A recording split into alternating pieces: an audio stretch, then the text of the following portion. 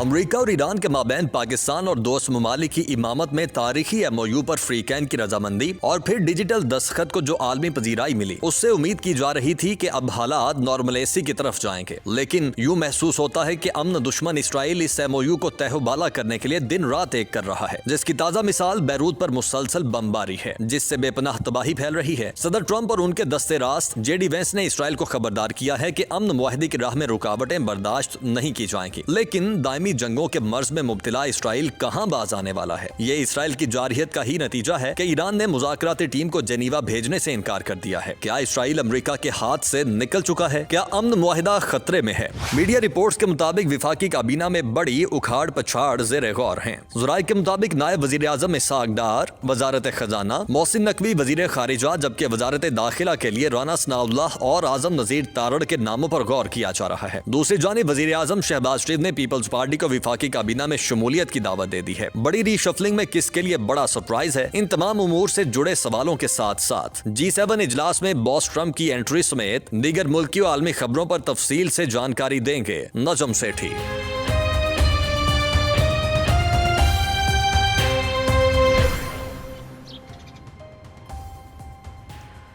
अस्सलामुअलैकुम। आज 19 जून है, साल 2026, 19 जून 2026। आप देख रहे हैं आज की बात सेठी के साथ। मैं हूँ सैयद आयशा नाज, मेरे साथ मौजूद हैं नजम सेठी साहब। अस्सलाम वालेकुम।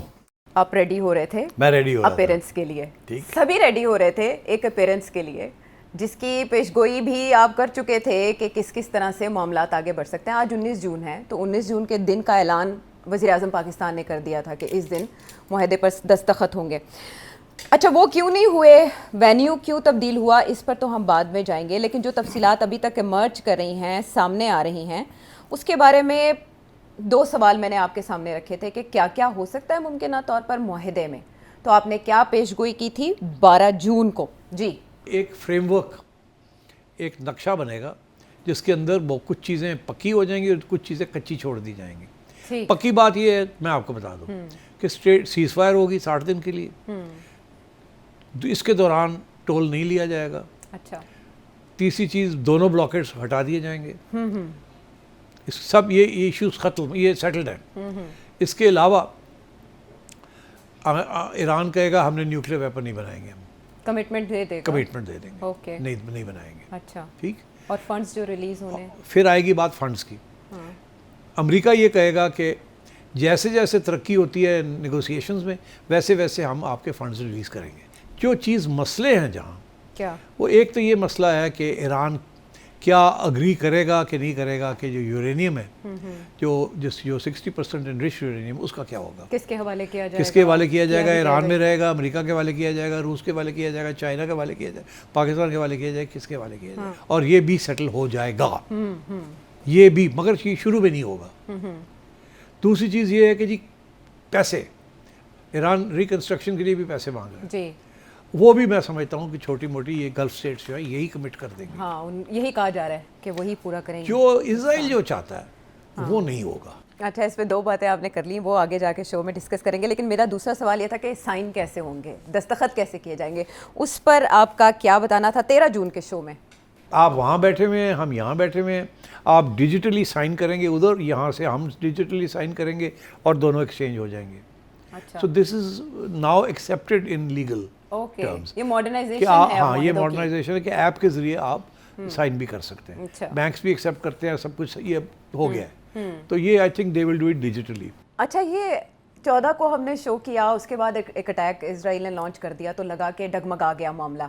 फिर मोहसिन नकवी साहब का एक ट्वीट रात को आया, उन्होंने तारीफ़ की खुदा की, और उसके बाद वज़ीर आज़म ने बताया कि हम पहुंच गए एक नतीजे पे।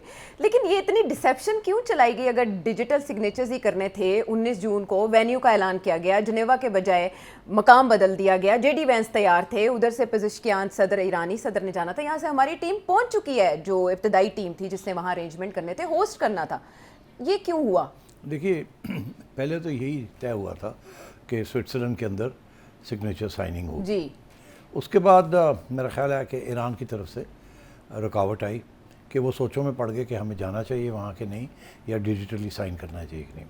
मैंने ये जो पेशन गोई की थी, मैं ईरानियन मीडिया को बड़ी गौर से मॉनिटर कर रहा था। अच्छा। और मुझे वहाँ से ये शक पड़ रहा था कि ईरान नहीं जाएगा।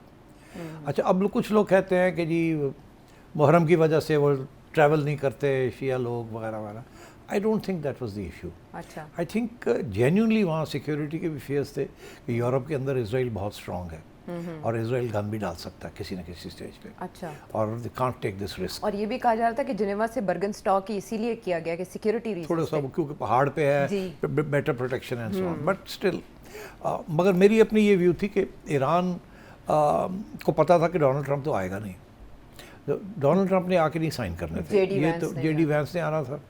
और तो इन्होंने फिर किसको भेजना था? प्रेसिडेंट को भेजते, वो भी हायर रैंक है देन द वाइस प्रेसिडेंट। तो फॉरेन मिनिस्टर जो है is lower than JD Vance. ये भी इश्यूज थे, कौन जाएगा? क्योंकि अमरीकनों ने कहना था कि कम से कम उधर आपकी तरफ से फलाना फलाना आए, और हो सकता है ख़ुमैनी साहब ने ये कहा कि नहीं, क्योंकि हमें पता चल गया है कि वो उनकी कोई तनकीद है, उन्होंने तनकीदी जायज़ा लिया इसका, उनका बयान भी आ रहा है कि मैं तो समझता था कि अभी हमें ऐसा नहीं साइन करना चाहिए। कह रहे हैं उसूली तौर पर मेरा मुख्तलिफ मौक़िफ़ बरकरार है। हाँ, और वो ये भी कह रहे हैं कि मैंने मान लिया, हमारे प्रेसिडेंट हैं, हाँ, उन्होंने जिम्मेदारी ली है। उनकी जिम्मेदारी है, अब ये इसको निभाएं। तो मैं साथ हूँ उनके, मगर मैं इत्तेफाक नहीं करता, मगर मैं उनके साथ हूँ। तो मतलब है ये इश्यूज चल रहे थे। तो मुझे नज़र आ रहा था कि ईरान नहीं जाएगा, बिकॉज एक दफ़ा वो वहाँ चला जाता बहुत बड़ी कमिटमेंट हो जाती है। अच्छा। तो इसलिए आई थिंक ईरान को इस बात का एहसास है कि इस माहले के अंदर बहुत से मसाइल हैं गोइंग फॉरवर्ड। तो इसलिए मेरा ख्याल था कि ये डिजिटली ही करेंगे। अच्छा, मगर यहाँ उन्होंने, अमरीकनों ने पाकिस्तानियों को कह दिया था कि हम आ रहे हैं, अच्छा, तो आप भी पहुँचे। और हम तो वैसे भी बड़े कीन थे कि शक्ल दिखानी बड़ी ज़रूरी है वहाँ, ये ना लोग भूल जाएं। और ये भी शक था कि ये कतरीज जो हैं ये ना कोई नंबर लगा लें, बिकॉज आपको पता है आखिरी स्टेज पे कतरीज जो है उन्होंने नंबर लगाने की कोशिश की। और अभी भी जो मीडिया के अंदर ब्रीफिंग्स दी हैं कतरीज ने वेस्टर्न मीडिया को, उन्होंने यही कहा कि पाकिस्तान के एफर्ट्स जो थे आखिरी स्टेज पे आके ज़रा स्टॉल कर गए थे, रुक गए थे। पुश हमने किया, पुश, फिर आखिरी पुश जो है हमने धक्का लगाया। ये कहा जा रहा है, क्लेम किया जा रहा है। हाँ, तो अब उन्होंने बेहतर ब्रीफिंग की है वेस्टर्न मीडिया की। हमने इतनी ब्रीफिंग नहीं की, वेस्टर्न मीडिया की करनी चाहिए थी हमें कि हमारा क्या रोल रहा है, हाउ इम्पोर्टेंट इट वॉज। तो कतरीज आखिरी स्टेज पे आके वो नंबर लगा गए। उन्होंने जनाब इधर भी चक्कर लगाया, उधर चक्कर लगाया, मतलब बड़े उन्होंने भाग दौड़ की आखिरी स्टेज पे। तो फिर ये भी अब मोहसिन नकवी साहब कह रहे हैं कि फिर भी मामला रुक गया था एक स्टेज पे आके। तो फिर फील्ड मार्शल साहब ने कुछ बहुत अहम पैगाम भेजा जिसकी वजह से फिर वो सोचों में पड़ गए। वो कुछ इसी किस्म का था ना कि आखिरियत के दिन फिर याद रखना, गवाही देना कि मैंने एफर्ट की है जान बचाने की, मैंने एक जान भी नहीं मैं चाहता था ज़ाया हो। तो मेरा ख्याल है अकॉर्डिंग टू मोहसिन नकवी इसका भी कोई असर हुआ उनके ऊपर। बहरहाल ये मैं नहीं समझता इन चीज़ों को ज़्यादा असर होता है, बट डेफिनेटली जो सारी पहले जो स्पॉटलाइट हमारे ऊपर थी, स्पेशली फील्ड मार्शल साहब, वो कतरीज ने थोड़ी सी चोरी कर ली वो स्पॉटलाइट को। मगर अमेरिका को फिर हमने, मेरा ख्याल है हमने अमेरिका को कहा यार है कि हो रहा है, कहा दौड़पा जैसी की थी, सारा कुछ ऐसी कीता थे, उनका 3 जड़े नंबर लगा रहे हैं। अब ये हुआ कि इन्होंने 4, 5, 6, 7 जर्नलिस्ट को पहले भेज दिया कि जी अब होने वाला है। तो फिर आखिरी वक्त पे ये कैंसिल हो गया। आमना बलोच साहिबा भी गई हुई थी, हाँ, फॉरेन ऑफिस से भी वो गई होंगी, मगर बेसिकली कुछ हमारे दोस्त हैं वो they all gone their coverage के लिए। और वो बेचारे जैसे ही वहाँ पहुँचे हैं तो उनको पता चला कि ये हमारी टीम नहीं आ रही। अब उन्हें इंस्ट्रक्शंस आए कि जी वापस आ जाओ। तो वो बेचारे वो बड़े महंगे होटल में वहाँ बैठे हुए हैं, लेटे हुए हैं, बैठे हुए नहीं हुए, लेटे हुए हैं, आराम कर रहे हैं, जिससे वो पुरफज़ा मकाम है। हाँ, कि भाई अब करिए कि और चलो बोरी बिस्तरा फिर पैक करो तो घर चलिए। तो ये लास्ट मिनट पे ये फिर फैसला हुआ है। तो इसलिए आई थिंक, मगर मैं समझता हूँ अभी भी ये वापस तो आ जाएंगे, मगर अगला राउंड जो है वो अगले हफ्ते शुरू हो जाएगा। अगले हफ्ते शुरू होगा और उसमें टेक्निकल इश्यूज जो हैं, जो 60 डेज वाली जो चक्कर है, दैट विल स्टार्ट। आपको नहीं लगता कि अगर जिनेवा में या ये जिस मकाम की बात कर रहे हैं बर्गन स्टॉक, यहाँ अगर ये फिजिकली सिग्नेचर्स के लिए सब पहुंचे होते तो पाकिस्तान स्पॉटलाइट में होता, बहुत बड़ी खबर बनती, पाकिस्तान बहुत नुमाया होता। इसके पीछे कोई डिलिबरेट एफर्ट है कि पाकिस्तान को क्रेडिट ना मिल सके? I don't think deliberate effort. I think the Iranians genuinely feel security concerns and also politically, because उनके अंदर अभी इश्यूज हैं कि जी should you do this, should you not do it. तो इसको ज़्यादा हाई प्रोफाइल नहीं बनाना चाह रहे, बिकॉज मेरा ख्याल है उन्हें शक है कि ये आगे जाके बड़े मसले बनेंगे और ये ना हो कि हमने इसकी बड़ी हाइप क्रिएट कर दें और फिर पीछे हटना पड़े। तो I think they want to move slowly on this. तो अब कहाँ तय होंगी अगले फेज़ की बातें, कहाँ शुरू होंगी? दोहा में, इस्लामाबाद में, कहाँ? नहीं, मेरा ख्याल है वहीं होंगी, स्विट्जरलैंड में ही होंगी। अच्छा, और सिक्योरिटी कंसर्न्स तो ईरानियंस को फिर भी होंगे? हाँ, वो होंगे, मगर आई थिंक फिर वो फैसला ये होगा ना कि किस लेवल के लोग जाते हैं वहाँ। अच्छा, हो सकता है कि टॉप लेवल के लोग ना जाएं, मगर ये है ना कि अगर प्राइम मिनिस्टर ने जाना है पाकिस्तान के, तो फिर टॉप लेवल के लोग होंगे तो जाएंगे ना, जी। अदरवाइज तो फिर इतने टॉप लेवल की जरूरत नहीं, हमारा फॉरेन मिनिस्टर जा सकता है and so on. So I think इस वक्त इट्स ऑल अनसर्टन। ठीक। अच्छा सेठी साहब, ये भी कहा जा रहा था कि वहाँ जेडी वैंस अमेरिका से चलेंगे और इधर से बाकिर कालीबाफ आएंगे और ईरानी वज़ीर ख़ारिजा जाएंगे सिग्नेचर्स करने के लिए, लेकिन आपने बताया कि मामलात क्या हुए होंगे। अब जो ईरानी सुप्रीम लीडर का इस मौके पर एक स्टेटमेंट आया है लंबा सा, जिसका आपने इशारा भी किया, क्या इस तरह से अपनी पोजीशन अलग बरकरार रखते हुए किसी और के हवाले जिम्मेदारी कर देना, ये किसी भी स्टेज पे पुल आउट या पसपाई का भी इशारा है कि कभी भी ईरान दोबारा निगोशिएशन से निकल सकता है? नहीं, ये तो शक करते हैं ना वो कि अमेरिका जो है इजराइल गन डालेगा और अमेरिका प्रेशर में आ जाएगा। अच्छा। और उस वक्त फिर ईरान को क्या करना चाहिए? अगर ईरान एक्ट करता है, अमेरिका नहीं करना चाहता, इजराइल प्रोवोक करता है, ईरान रिस्पॉन्ड करता है, तो अमेरिका के ऊपर ज़्यादा प्रेशर आ जाएगा कि आप भी कुछ करें इजराइल के लिए। जी। तो एक तो ये खदशा है, क्योंकि इजराइल की ये कोशिश होगी कि इसको डिरेल किया जाए। इस वक्त जो सूरत हाल इजराइल में है, ये आज तक सारी तारीख में नहीं हुई। इतनी मायूसी है और गुस्सा है कि अमेरिका ने हमें बिट्रे किया, डोनाल्ड ट्रंप ने हमें बिट्रे किया। और आपने सुन ही लिया, डोनाल्ड ट्रंप की प्रेस कॉन्फ्रेंस भी सुन ही लिया आपने, और उधर से आपने जेडी वैंस की भी प्रेस कॉन्फ्रेंस जो थी, और जो इंटरव्यूज़ दे रहे हैं उन्होंने जो बातें की हैं, उन्होंने तो धज्जियाँ उड़ा दी। उन्होंने ऐसी बातें तो आज तक इसराइल ने सुनी नहीं है।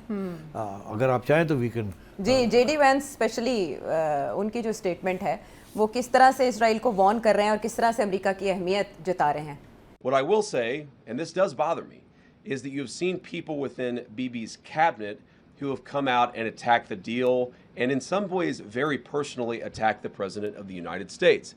And I guess my message to them would be twofold. Number one, Donald J. Trump is the only head of state in the entire world who is sympathetic to the nation of Israel at this moment in time. And he happens to be the head of state of the world's superpower. If I was in the cabinet of the Israeli government, I might not be attacking the only powerful ally that I have anywhere left in the entire world.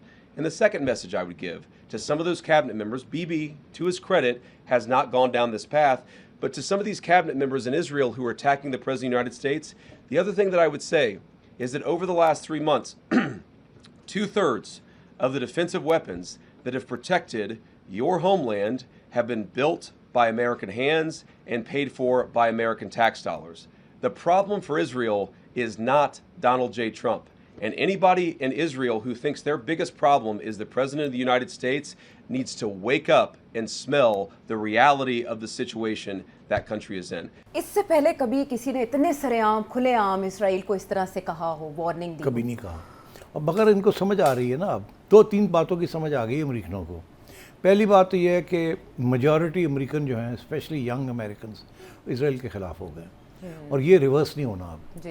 ये जो genocide हुई है और जिस तरीके ने Netanyahu ने Donald Trump का नाक से पकड़ के, कान से पकड़ के ले गया, घसीट गया है, अब वहाँ सिंपैथी इसराइल के लिए दिन ब दिन गिरती जा रही है, और डोनाल्ड ट्रंप को भी नुकसान हो रहा है।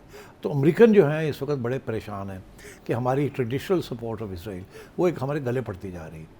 तो अब ये एडमिनिस्ट्रेशन थोड़ा अपने आप को पीछे हटाना चाह रही है। एक तो ये डिस्टेंस कर रही है। हाँ, बिकॉज ये जो पोलिंग हो रही है वो नज़र आ रहा है कि people are turning against Israel, कि ये किस किस्म की पॉलिसीज़ हैं इसराइल की। तो ये this is the major factor. The second factor again is very important, वो ये कि अगर ये जंग चलती, जैसे डोनाल्ड ट्रंप ने खुद कहा है कि बहुत नुकसान, इकोनॉमिक नुकसान बहुत हो जाना था, दुनिया का नुकसान होना था, फिर अमेरिका का नुकसान होना था। वो खुद कहता है कि हमारे पास सिर्फ 1 महीने के ऑयल स्टॉक्स रह गए थे, हम किस और ये इतनी महंगाई हो रही थी कि बड़ी गड़बड़ हो जानी थी। तो ये तो सब नज़र आ रहा है, और यही बात ईरान को भी पता थी ना। हाँ। हमने जो सफ़र करना है वो तो हमने करना ही करना है, मगर इनको जब सफरिंग होगी और ग्लोबल सफरिंग होगी, जो प्रेशर बढ़ेगा, ये बर्दाश्त नहीं कर सकेंगे। तो वही हुआ, और डोनाल्ड ट्रंप ने खुद तस्लीम किया। और ये जो बातें इसराइल के ख़िलाफ़ हो रही हैं, आज तक किसी ने सुनी नहीं थी। अब मगर सबसे इम्पॉर्टेंट इंटरेस्टिंग बात यह है कि ये जो डील हुई है, जिसके ऊपर इसराइल बड़ा परेशान है, कि डोनाल्ड ट्रंप तो ऐसी बातें कह रहा है कि अच्छा ईरान के पास मिसाइल्स हैं तो क्या फ़र्क पड़ता है, बाकी लोगों के पास भी तो मिसाइल हक बनता है ईरान का। सोचो तो वकील बन गए, ये वकील बन गए उनके, और ये वो थे जो कह रहे थे इनकी मिसाइल को भी नहीं हम छोड़ेंगे, ये नहीं करेंगे, वो नहीं करेंगे। आज फिर ये कहता है कि हाँ ये जो पैसे ईरान के फ्रीज़ किए हुए हैं, अब वो फिर वकील बन गया, कहता है पैसे तो है ही उनके, हमारे तो थे ही नहीं, ये तो ऐसे है जैसे मुल्क को चोरी कर ले किसी के पैसे। तो ये इस किस्म की बातें कर रहा है, तो जाहिर जस्टिफाई है कर रहे हैं वो ईरान की हाँ, पोजीशन तो अब ये है। और बात ही बड़ी इंटरेस्टिंग है ना कि ये पैसे थे किसके, जी ये कुछ 100 बिलियन के करीब फ्रीज जी, हुए हैं। जी। ये 2018 के बाद जब ये आया था, हाँ। तो उस वक्त ये फ्रीजिंग शुरू हुई। उस वक्त से 30-40 बिलियन चाइना के हैं, जी फिर और लोगों के, इंडिया के भी हैं, जी। और लोगों के भी हैं, इराक के भी हैं, इराक के भी हैं, सबके हैं। और वो इसीलिए हैं क्योंकि ये वो पैसे जो फ्रीज हुए हैं जो कि लोगों ने तेल खरीदा था चाइना से, ईरान से, और उसकी जब रिमिटेंस की तो स्विफ्ट के जरिए करनी थी, रास्ते में अमेरिका ने उसको रोक दिया। डॉलर की वजह और से। उसकी डॉलर की वजह से तो कोई 20-30-50 अरब तक चाइना के पैसे हैं, इराक के कोई 15 अरब हैं, इंडिया के 7 अरब हैं, साउथ कोरिया के 7 अरब हैं, कतर के 6 अरब हैं, बाकी लोगों के बाकी हैं, तो 100 अरब तो यही है। तो ये अमेरिका के पैसे तो है नहीं, ये तो ईरान के पैसे हैं। और यही वो अब वो कह रहा है कि जी हमारे तो है ही नहीं, वो तो उनके हैं, तो ये तो ऐसे है जैसे किसी ने चोरी कर लियो, हम तो चोर नहीं है। ठीक, इसमें वो हिमायती दिखाई दे रहे हैं हाँ, उनके। तो इस किस्म की बातें शुरू हो गई हैं, तो ये तो पागल हो गए हैं इजरायली। अच्छा, मैं एक एक करके उस चिक की तरफ जाऊंगी जो मुआहदे की तफसीलात सामने आ रही हैं, लेकिन हम इजरायली लॉबी के असर रसूख की जब बात करते थे, फिर हमने एक आर्टिकल बाकायदा डिस्कस किया था कि जो मुखबरी का निज़ाम है इसराइल का, वो वहाँ जासूसियाँ कर रहा है बाकायदा वहाँ के सेनेटर्स की। इसके बावजूद इजराइल कामयाब क्यों ना हो सका अपनी मर्जी का मुआहदा करवाने में या इसमें खलल डालने में? जैरेड कुशनर या स्टीव विटकॉफ जो पाकिस्तान भी आए थे, वो क्यों रोक ना सके इसको होने? पहले तो कुछ किया ना उन्होंने जी। आपको याद होगा जब जेडी वैंस पहुंचा है और रातों रात एकदम कुछ हुआ, कोई बंदे आ गए और उन्होंने आके विटकॉफ को कहा और विटकॉफ ने इनको कहा और ये उठ के चला गया। तो उसी वक्त इजराइल नेतन्याहू ने फ़ोन किया था। अच्छा, उस रात को जब जेडी वैंस बैठा हुआ था, 16-17 घंटे की नेगोशिएशन जा रही थी, जेडी वैंस था, विटकॉफ था और वो दूसरे साहब थे, कुशनर थे, तो एकदम जेडी वैंस को बाहर बुला लिया गया, ये फ़ोन कॉल लेके आया और उसके बाद 2 घंटा बैठा, उठ के चला गया, कोई जवाब नहीं दिया, बस कहने मैं जा रहा हूँ, उठ के चला गया। तो क्या हुआ था? वो ये हुआ था कि नेतन्याहू का फ़ोन आया था। अच्छा, तो उसने कुछ कहा होगा इसको कि यार ये नहीं एक्सेप्टेबल, वापस चलो, हम नहीं मानते इस बात को, तो वो उठ के चला गया था। तो that's why Israel her stage पे इसको रोकने की कोशिश की उसने। ठीक, मगर डोनाल्ड ट्रंप के ऊपर जो प्रेशर था ना, वो सख्त प्रेशर था, डोमेस्टिक भी, एंटी इसराइल बढ़ रही थी सेंटिमेंट, इन्फ्लेशन बढ़ रही थी, और ग्लोबली उनके जो स्टॉक्स थे जिसकी वजह से वो ऑयल प्राइस को उन्होंने रोक के रखा हुआ था, वो भी डिप्लीटेड। ऊपर से मिसाइल्स ख़त्म हो रही थी, इंटरसेप्टर्स ख़त्म हो रहे थे। वो कहते हैं ना कि 2/3 तो सारा अमेरिका देता है इसराइल को, उसकी सारी मिलिट्री, तो वो सब चीज़ें ख़त्म हो रही थी। मैंने कहा कि ये ना हो कि वो ऐसी स्टेज आए कि हम कुछ कर ही ना सके, उससे बेहतर है कि पहले डील कर लें। ईरान का तो ये मौका था ना, हम तो लगे जाएंगे, हम करते चलेंगे। आप तो मिसाइल्स ही हैं हमारे पास, और क्या है, आप मारें, हमारे बंदे मारी जाएँ, हम इसराइल को अटैक करेंगे। अब तो उन्होंने गल्फ स्टेट्स को भी अटैक करना बंद कर दिया था जी। अब तो सीधा वो इसराइल के ऊपर आ गए थे, उधर से हिजबुल्लाह बैठा हुआ था, और यहाँ से जो गल्फ स्टेट्स थी, ये तो बड़े, इन्होंने भी प्रेशर डालना शुरू कर दिया था कि ऐसे मारे गए हैं यार, तुसी की कर दे पे हो। तो आपने हमें कहा था कि आप इनके हफ्ते के अंदर अंदर छुट्टी करा देंगे, हमने कहा कर लो। जब अब नहीं हुआ तो अब तो हम मारे गए, बंद करो इसको, हमारी तो सारी ऑयल रेवेन्यूज़ गिर गई हैं, हॉर्मुज़ को खोलो। सारी दुनिया का प्रेशर था, हॉर्मुज़ को खोलो, हॉर्मुज़ को खोलो। तो I think this was Iran की strategy worked. It was a political assessment, not military, political assessment. बहुत पहले ईरान समझ गया था इस जंग की पेचीदगियों को अगर मुसल्लत की जाए, लेकिन इजराइल वो तो अभी भी वहाँ हमले किए जा रहे हैं लेबनान में, और जुनूबी लेबनान से निकलने को तैयार नहीं है जी।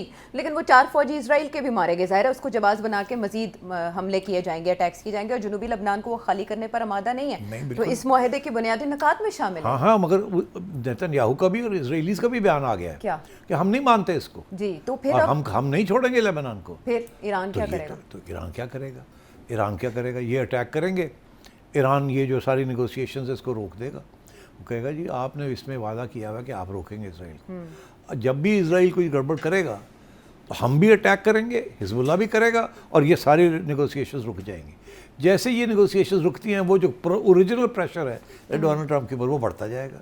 तो Donald Trump has to stop Israel. लेकिन वो कह रहे हैं कि मैं तो कर सकता हूँ, दबाव डाल सकता हूँ, मुझे बहुत माना जाता है इसराइल में। देखिए ये दिन ब दिन करना पड़ेगा, इसराइल नहीं बाज आएगा, इसराइल पूरी कोशिश करेगा।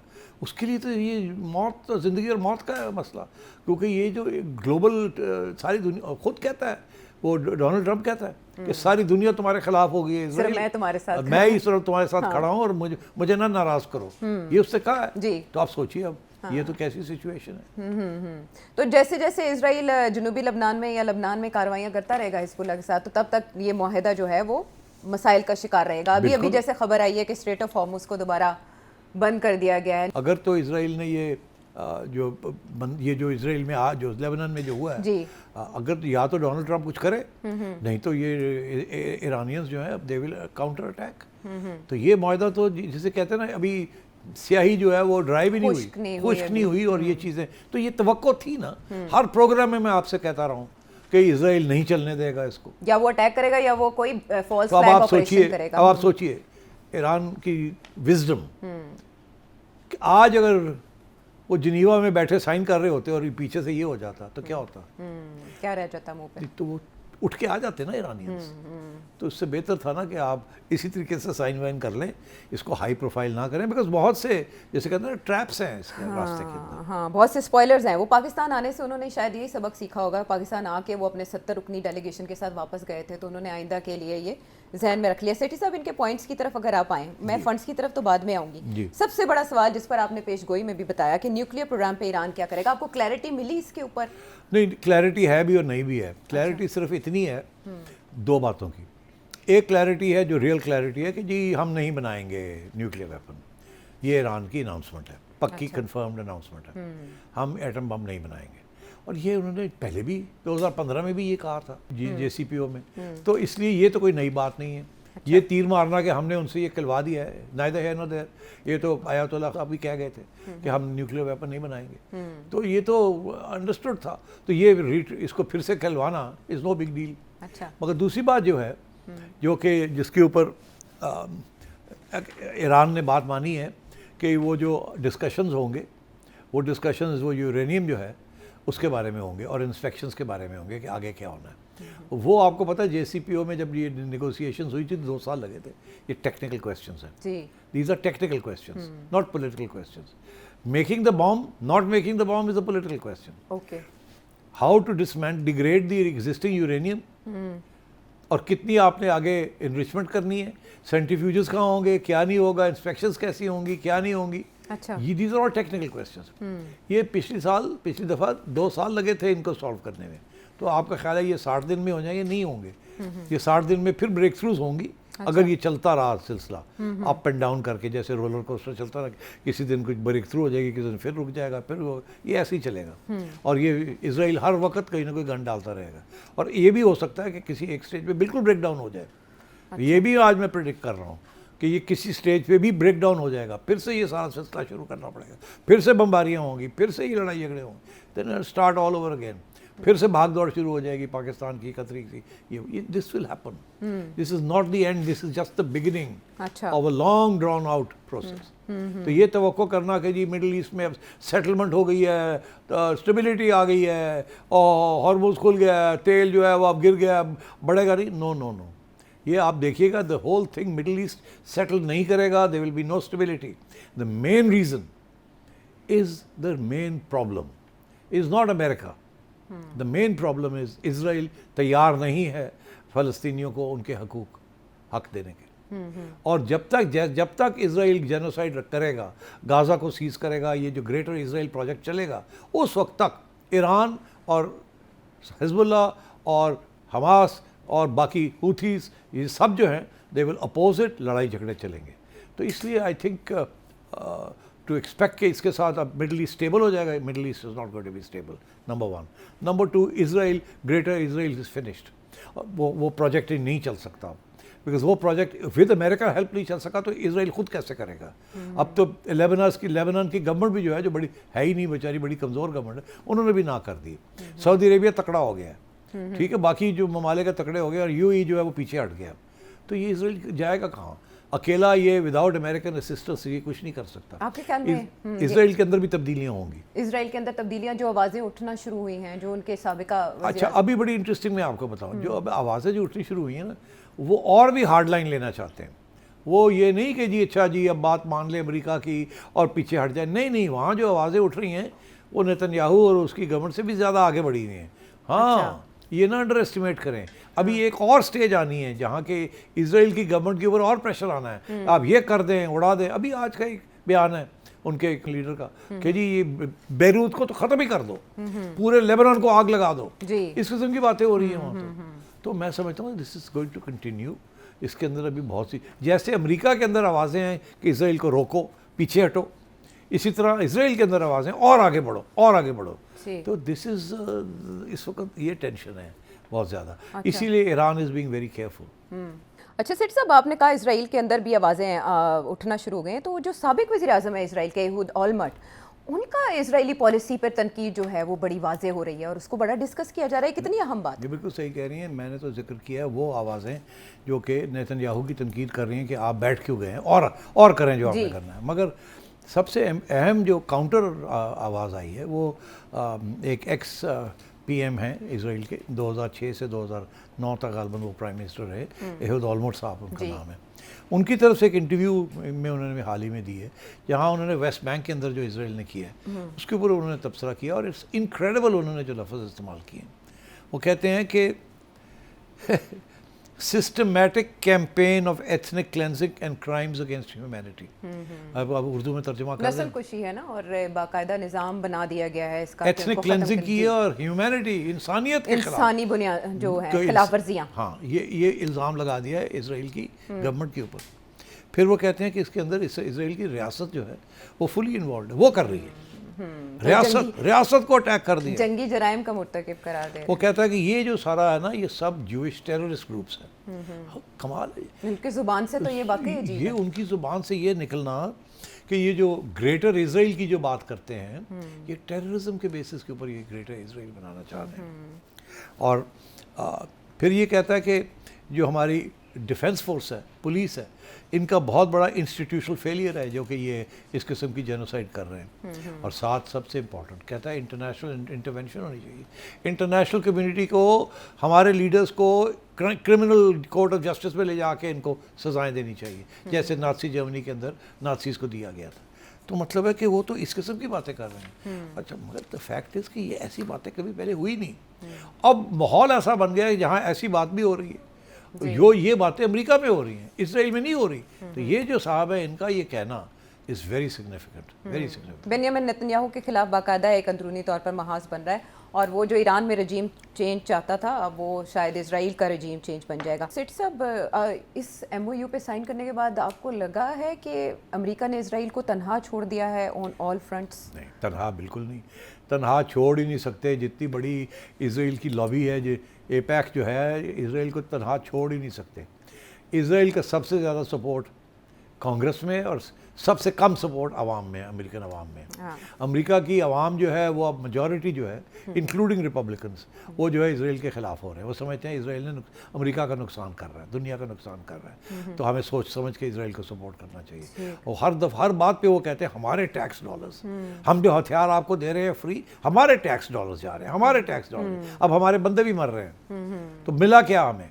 तो वहाँ तो एक एंटी इसराइल सेंटिमेंट है अवाम में। मगर वहाँ जो कांग्रेस है, वहाँ वो कांग्रेस तो खरीदी हुई है इसराइल लॉबी ने, तो वहाँ तो बड़ा मुश्किल है उनके लिए। ये जो मिड टर्म्स हो रहे हैं ना, इसके बाद समझ आएगी उनको, जब ये अवाम का वोट लेने जाएंगे ना, यही लोग जो आजकल इसराइल के हक में बात कर रहे हैं कांग्रेस के अंदर, by the way Democrats and Republicans, तो उनको फिर समझ आएगी जब उनको वोट नहीं मिलेगा तो then they will be a turn. मगर अभी कांग्रेस के अंदर वो नई सिचुएशन नहीं हुई। बट एक इंटरेस्टिंग डेवलपमेंट है कि डेमोक्रेट्स जो है उन्होंने सोचा कि यार हम चुप रहे हैं throughout this whole thing, अब डोनाल्ड ट्रंप को अटैक करते हैं कि आप बेच आए हैं, आपका जो डील की है वो तो बहुत ही बुरी डील है, वो अब ओबामा से भी बुरी डील है। मगर this is what Israel is saying. वो अपने मफाद में वो बात कर रहे हैं जो इसराइल को सूट कर रही है, जो इसराइल को सूट कर रही है। देखिए ना ये डेमोक्रेट्स की सिचुएशन, तो वो अब तो वो तो इसराइल की साइड की बात कर रहे हैं कि आपने ये डील क्यों की है। हालांकि बहुत से रिपब्लिकन्स हैं वो कह रहे हैं बड़ी अच्छा, शुक्र है निकले वहाँ से आप, और नहीं तो इसके बाद और भी बहुत कुछ देना पड़ जाना था। तो और डोनाल्ड ट्रंप एकदम रियलिस्टिक हो गया बिल्कुल। आप डोनाल्ड ट्रंप जो बातें करता है वो ऐसे लगता है कि बड़ा रियलिस्टिक, रैशनल, लॉजिकल बातें कर रहा है। तो this is way we are. ये अभी आप ऐसे देखते चले हर रोज़ डामाडोल। हाँ, हर रोज़ नई डेवलपमेंट होगी। कोई तवक्को ना करें कि स्टेबिलिटी आएगी इन पोजीशंस, और हर रोज़ कोई नई चीज़ निकलेगी। इसमें जो $300 बिलियन के फंड की बात की गई है, उसको तो जेडी वैंस और प्रेसिडेंट ट्रम्प भी इनकार कर रहे हैं कि एक पाई नहीं हम देने जा रहे रिकंस्ट्रक्शन के लिए ईरान को। वो फंड और उसका कयाम और उसमें कौन शेयर होल्डर होगा, ये कैसे होगा? ये भी इशू था ना। हाँ। और वो कहते ये हैं कि कतरीज जो आखिरी वक्त पे भागे हैं, जी। क्योंकि ईरान ये कह रहा था कि हमें पैसे चाहिए।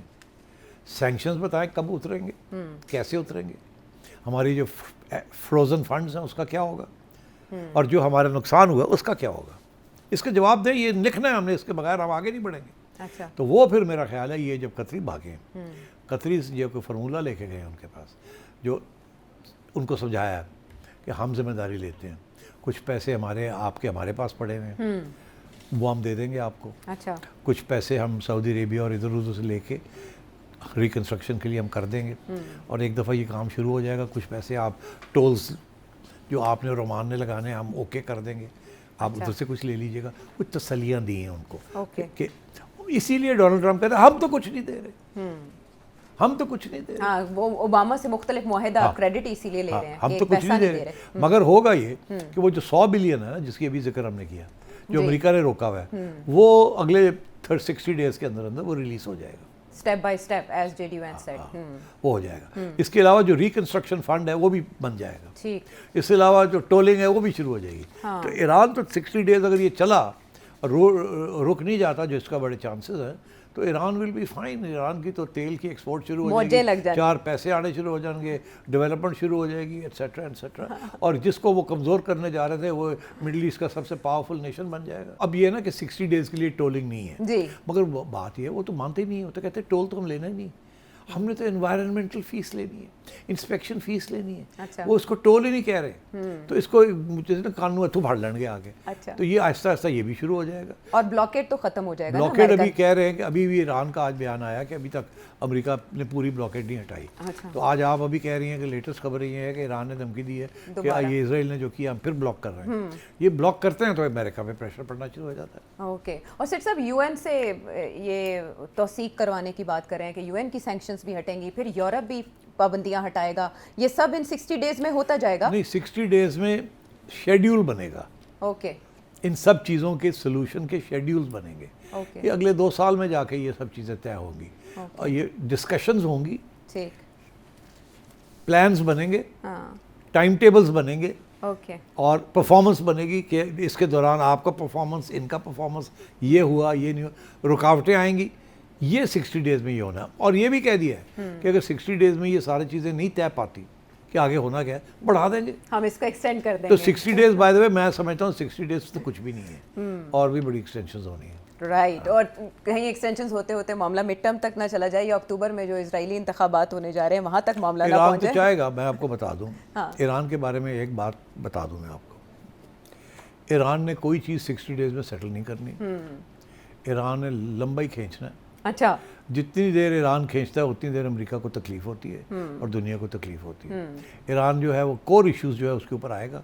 न्यूक्लियर जो है उसको तो लंबाई खींचेगा वो। ठीक है ना, क्योंकि और वही डोनाल्ड ट्रंप का बेसिक एजेंडा है कि जी मैंने रोक दिया, मैंने न्यूक्लियर ये कर दिया, वो खींच के रखेगा ईरान। ठीक। और वो जो क्लेम कर रहे हैं कि ये प्रेसिडेंट ओबामा के दौर से एक मुख्तलिफ मुआहदा है, 60 डेज़ में पता चलेगा कि उन्होंने कितना मुख्तलिफ मुआहदा किया। अगर 28 फरवरी को उन्होंने ये जंग इसी मामले को बुनियाद बनाकर छेड़ी थी। जाते जाते कह दूं कि अमेरिका के अंदर जो public opinion and intellectual opinion and media opinion, जो मेन स्ट्रीम मीडिया ओपिनियन, वो ये है कि ईरान जीत गया, अमेरिका सरेंडर कर गया, ये है। जी। जिसके बाद प्रेसिडेंट ट्रंप ज़ाहिर है इसको फेक न्यूज़ करार दे रहे हैं, और वो तनकीद का निशाना भी बना रहे हैं ऐसे न्यूज़ आउटलेट को, और ऐसे इस तरह के जो भी आर्टिकल सामने आ रहे हैं। हम वापस आते प्रोग्राम में एक ब्रेक के बाद।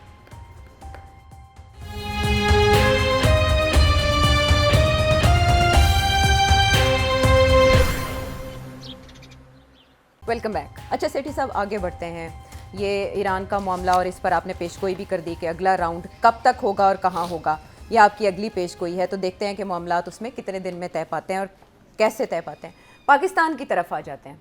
इस अरसे में ये पिछला जो बजट का हफ्ता था, वहीं GB में इलेक्शंस भी थे, उस पर भी आपका एनालिसिस लिया, लेकिन खटपट कहीं ना कहीं चलती रही, और उस पर आवाज़ें तब बुलंद हो गई जब फैसल वावडा साहब ने आकर तबले जंग बजाना शुरू कर दिया। फैसल वावडा साहब ने तो बाकायदा हर सूबे के वज़ीर आला के बारे में कोई ना कोई बात ऐसी बताई जिससे लग रहा था कि बस सब डंडा डोली सब जाने वाले हैं या कुछ ना कुछ होने वाला है, फाइलें वही नया वही पुराने चक्कर। तो फैसल वावडा साहब को किसने इस काम पर लगाया? वो पता लॉन्च किए जाते हैं और फिर उसके बाद वो एकदम खामोश क्यों हो गए? इसी वजह से लॉन्च भी होते हैं और पुल बैक भी कर लिया जाता है। मकसद ये होता है कि थोड़ा और झटका देने का। अच्छा, Basically- किसको झटका देना है? मुख्तलिफ गवर्नमेंट्स को, प्रोविंशियल एंड फेडरल। उन्होंने तो किसी को भी नहीं छोड़ा। हाँ, तो इसीलिए सबको थोड़ा बहुत झटका दिया। ये पीपल्स पार्टी को झटका, जी, नून लीग की परफॉर्मेंस जो है ऑन इकोनॉमिक फ्रंट उसको झटका है छोटा मोटा। पीपल्स पार्टी को सबसे ज़्यादा झटका है। केपी में तो वो झटके देते ही रहते हैं, वहाँ तो वैसे ही होता वो रहता तो है ही झटकों में ना, फॉल्ट लाइंस पे। Fault line. तो ये आते हैं 2-3 दिन के लिए, कर भाग जाते हैं, फिर चले जाते हैं। अच्छा, तो वो मैं- जुलाई में वैसे भी कह रहे हैं कि मैं बैरून मुल्क होऊंगा, लेकिन हाँ, उससे वो पहले देखिए। यहाँ पर उन्होंने ज़लज़ला तो बर्पा कर अब दिया। ये है कि इसकी वजह से ये जो झटके दिए उन्होंने, उसकी वजह से पूरी एक रूमर फैक्ट्री शुरू हो गई, जी, जो कि बड़ी क्रेडिबल सोर्सेज कोट करती हैं हाँ, कि जी तब्दीलियाँ आ रही हैं। जी, कोई साहब लिखते हैं कि जी गवर्नमेंट जा रही है, फेडरल गवर्नमेंट। कोई साहब कहते हैं कि जी तब्दीलियाँ, कैबिनेट में तब्दीलियाँ आ रही हैं। जी, कोई कह रहा है कि मोहसिन नकवी साहब जा रहे हैं फॉरेन ऑफिस, जी, डार साहब फॉरेन फाइनेंस में आ रहे हैं,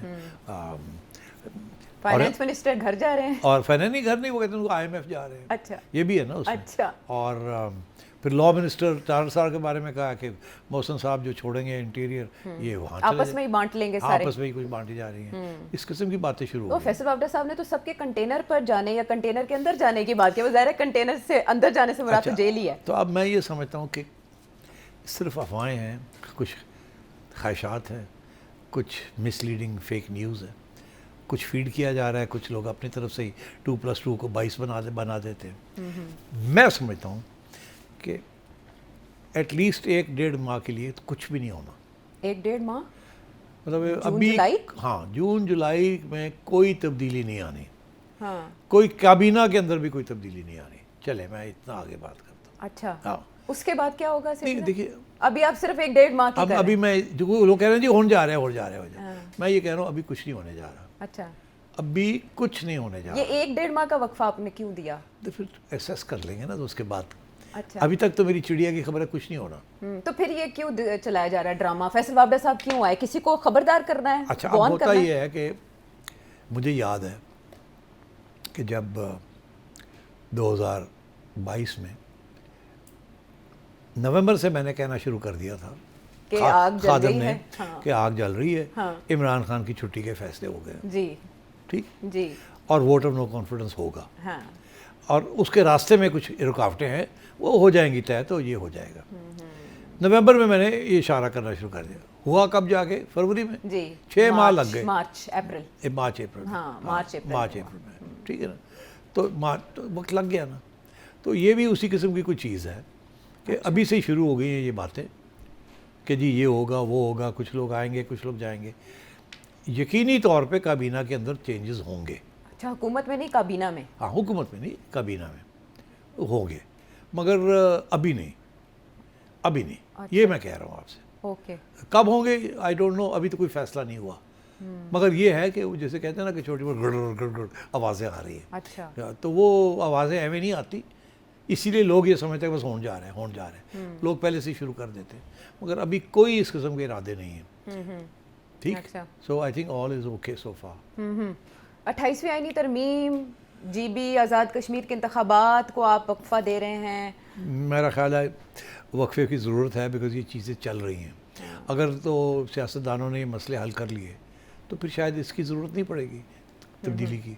अगर ये ना इनसे हल हुए, और इसमें सबसे बड़ी रुकावट तो पीपल्स पार्टी है, अगर पीपल्स पार्टी बात ना मानी तो फिर मसले बन सकते हैं तो ना। पीपल्स पार्टी के कैबिनेट में आने के इशारे क्यों दिए जा रहे हैं? वो तो हम बात ही चाहते, मान वो तो रही नून लीग चाहती है ना कि इधर आ जाओ, अच्छा, लड़ाई झगड़े ना करो, मिल के चलाओ। अच्छा, इधर आ जाएं, उधर केपी में, उधर GB में। जीबी में, हम दोनों मिल के चला लेते हैं। आप ये रख लें, हम ये रख लेते हैं, यहाँ भी आप ये रख लें, हम ये रख लेते हैं। ठीक, ये तो आपस में बात हो रही है ना। पीपल्स पार्टी नहीं फेडरल गवर्नमेंट में आना चाहती, वो कहती है हम उस सूरत में आएंगे मेरे पुत्र को बनाओ प्राइम मिनिस्टर बनाओ। जो मैंने आपसे कहा वो होना नहीं है। और ये भी मैं आपसे कह दूं कि ये जो है ना वो खुश नहीं है। ठीक है इस साल आपने जिन्होंने कहते हैं ना कान को ऐसे पकड़ के पैसे दे दिए हैं आपने, NFC अवार्ड जो है वो उसको चेंज नहीं करना पड़ा। अच्छा। और ख़ुद ही अंडर प्रेशर आपने उनको दे दिए जो पैसे चाहिए फ़ौज को। हाँ। वो आपने पंजाब से और दे दिए। आपने कहा था दरमियानी रास्ता निकलेगा, तो वो दरमियानी निकाल लिया रास्ता ना, निकला, मगर ये हाँ। दरमियानी रास्ता जो है ना, ये वो चाहते हैं इसको ख़त्म करो यार, ये सेटल करेंगे ये सारी चीज़ें, तो वो हो नहीं रही है। पीपल्स पार्टी उसके रुकावट कर रही है और KP भी कर रहा है, बाकी तो खैर इशू नहीं है। तो आई थिंक अगर इन्होंने ये ऐसे ही चलता रहा तो फिर मेरा ख्याल है वो वक्त आ सकता है कि 28th अमेंडमेंट कर लो और उसके साथ फिर बहुत सी तब्दीलियाँ हो जाएंगी, नुकसान भी होगा, तब्दीलियाँ भी होंगी। और मैं समझता हूँ कि वो वक्त दूर नहीं है, ये मेरे PTI के दोस्त सुन लें गौर से, वो वक्त दूर नहीं है कि फिर PTI को एक मौका मिलेगा, खान साहब को अच्छा, फिर अच्छा। मौका मिलेगा कि कोई गल कर लो, हाँ। चुप करके बह जाओ, गवर्नमेंट में आ जाओ या ऑपोजिशन में आराम से काम करो और help us stabilise the country. Election ले लो, 29-30 में इलेक्शन ले लो, हम गारंटियाँ देते हैं आपको कि आपको ठीक मौका मिल जाएगा। ये ऑफ़र पहले भी हुई थी, खान साहब मानते नहीं थे, खान साहब कहते अभी करो, जो कि होना नहीं है। तो फिर एक मौका मिलेगा, ये मैं समझता हूँ। अब क्या खान साहब को कोई समझाने वाला है कि आपकी जो पॉलिसी है वो फेल हो गई है, तो अब आप अपनी पॉलिसी को चेंज करें। आप समझते थे कि पाकिस्तान और कमज़ोर हो जाएगा, क्राइसिस हो जाएगी, पाकिस्तान तो क्राइसिस से बाहर निकल आया है, अब तो सब बहुत से मसले हल होने वाले हैं। तो आप क्या कर रहे हैं, थोड़ा सा कॉम्प्रोमाइज़ करें। तो ये चीज़ें अब फिर प्रेशर पड़ेगा खान साहब और बुशरा बीबी, तो क्या वो फैसले करेंगे भी, I don't know.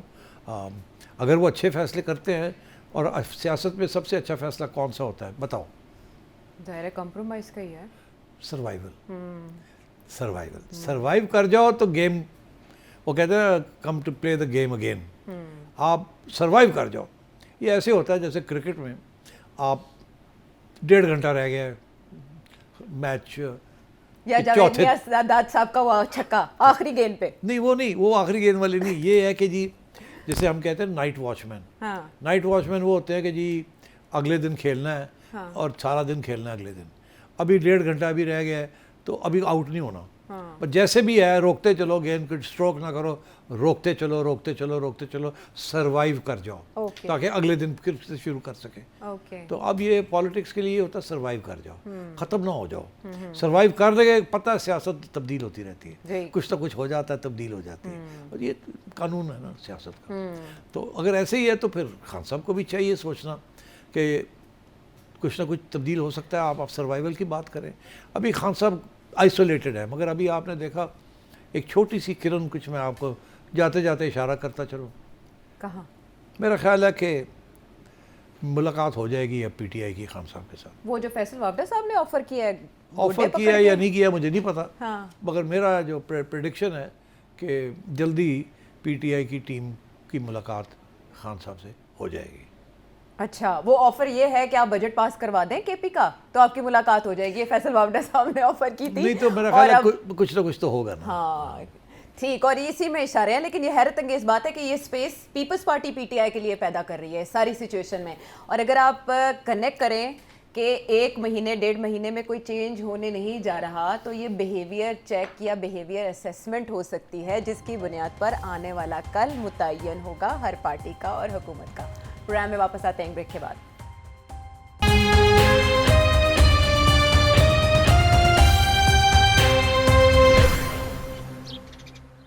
Welcome back to the show. अच्छा सेठी साहब, कैसा लगेगा कि अगर आपको एक नोटिस आए कि हमने आपके घर पर टावर लगाना है, घर खाली करके दें हमें, वरना आपको 5 करोड़ जुर्माना करेंगे हम? तो मैं अपनी क्लैशटॉफ निकाल लूँगा और जड़ा जड़ाएगा मैं भुन देंगा उन्होंने। चले, हमने इसकी नौबत नहीं आने दी कि आप उन्हें फ्राई करें या भून दें।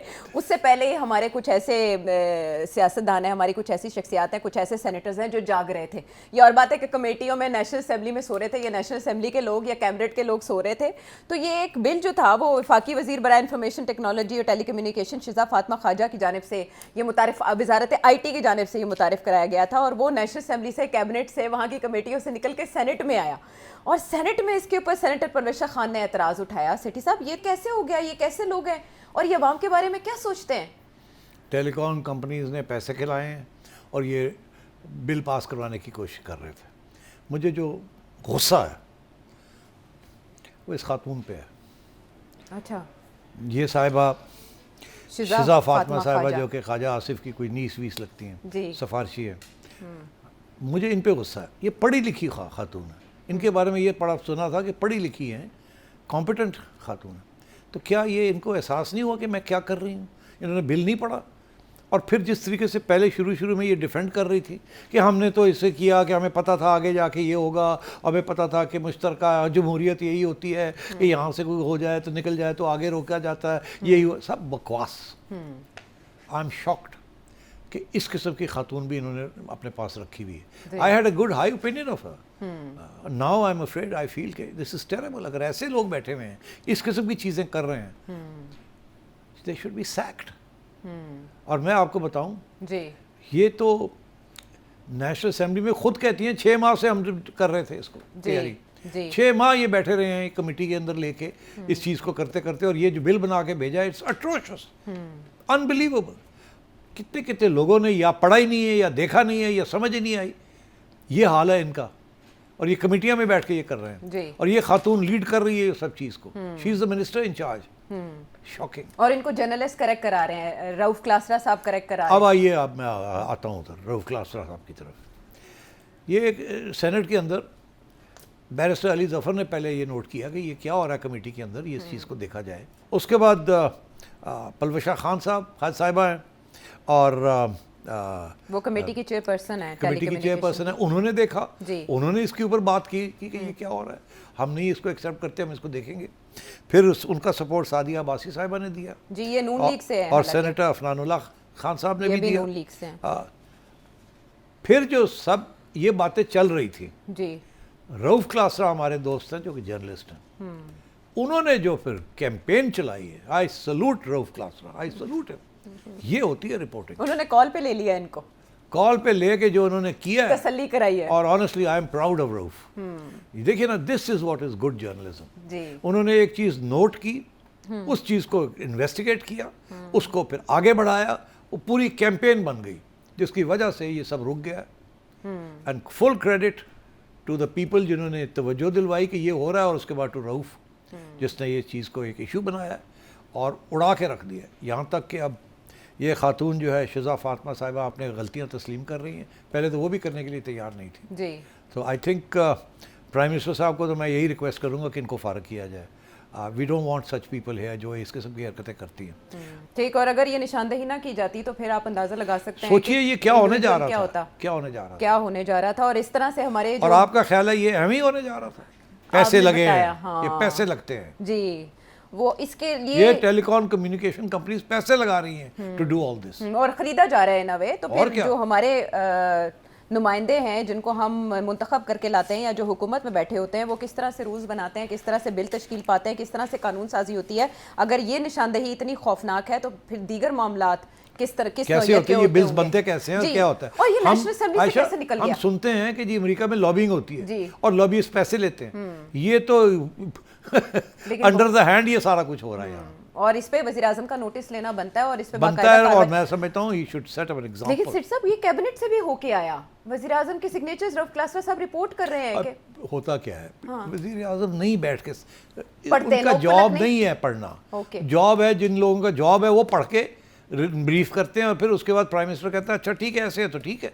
अब अगर ये सब ने ओके कर दिया है, इसका मतलब है कि बहुत लॉबीज बनी है जिसकी वजह से ये सब कुछ हुआ है। ठीक है। और इसे फौरन पीएम को नहीं पता इन चीज़ों का। पीएम को तो आगे वो लॉ मिनिस्टर या जो भी है, ये इन्होंने ही कहा होगा कि जी ये ठीक है, उन्होंने कहा ठीक है चलो चला दो। चलें देखते हैं इस पे इंक्वायरी बैठती है या वो भी दाखिले दफ्तर नहीं, हो मैं जाती है और समझता हूँ इस तरह रऊफ तो इसके पीछे पड़ गए, हम भी पड़ जाते हैं हाँ, कि हर रोज़ हम ये बात करेंगे कि इंक्वायरी हुई है कि नहीं हुई, इनको छुट्टी कराई है कि नहीं कराई। लेकिन इसमें जो फुल क्रेडिट बनता है वो रऊफ क्लासरा साहब का बनता है कि उन्होंने निशानदेही की, जिसके बाद ये मुमकिन हुआ कि जो इस पर वज़ीर है, वफाकी वज़ीर, उनको अपने रवैये के ऊपर और इस बिल के ऊपर नज़रसानी का मामला रखना पड़ा, और उन्होंने कहा कि हाँ जी ये हम दोबारा देखेंगे। तो ये है मामला इस बिल का, जो टेलीकॉम कंपनीज की तरफ से एक चीज़ सामने आई थी, गैर मामूली इख्तियारात उन्हें देने की बात की जा रही थी, लेकिन अब ये मामला पब्लिक स्क्रूटनी में आ चुका है। इसके अलावा भी कोई हो आपके जहन में सवाल तो नंबर है आपके सामने, इस नंबर पर भेजें। हमें अगले प्रोग्राम तक के लिए इजाज़त दें।